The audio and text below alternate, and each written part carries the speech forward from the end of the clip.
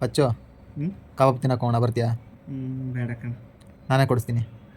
ಸರಿ ವಿಡಿಯೋ ನೋಡ್ತಿರೋ ಎಲ್ರಿಗೂ ನಮಸ್ಕಾರ. ನಾನು ನಿಮ್ಮ ದಿನೇಶ್ ಪೂಜಾರಿ. ಇವತ್ತು ನಾವು ಬಂದಿರೋದು ನ್ಯೂ ಬೆಲ್ ರೋಡಲ್ಲಿ ದೇವಸಂದ್ರ ಬಸ್ ಸ್ಟ್ಯಾಂಡ್ ಅಪೋಸಿಟಿಗೆ ಲೊಕೇಟ್ ಆಗಿರೋ ಒಂದು ಚಿಕ್ಕ ಕಬಾಬ್ ಅಂಗಡಿಗೆ. ಗಾಡಿ ರೋಡ್ ಸೈಡಲ್ಲಿ ಸ್ವಲ್ಪ ಚಿಕ್ಕದಾಗಿ ಇದ್ರು ಕಬಾಬ್ ಟೇಸ್ಟ್ ಮಾತ್ರ ಸಖತ್ತಾಗಿರೋದು. ಈ ಬಿಸಿ ಎಣ್ಣೆಯಲ್ಲಿ ರೆಡಿ ಆಗ್ತಿರೋ ಕಬಾಬ್ ಪ್ರೈಸ್ ಬಂದು 100 ಗ್ರಾಮ್ಗೆ 50 ರೂಪಾಯಿ. ಲಾಸ್ಟ್ 3 ವರ್ಷದಿಂದ ನಮ್ಮ ರೂಮಲ್ಲಿ ಯಾವುದೇ ಪಾರ್ಟಿ ಆಗಲಿ ಅಥವಾ ಬೇಳೆ ಸಾರಿಗೆ ಸ್ವಲ್ಪ ಸೈಡ್ಸ್ ಆಗಲಿ ಇದನ್ನೇ ನಾವು ತೊಗೊಂಡು ಹೋಗ್ತಾ ಇರೋದು.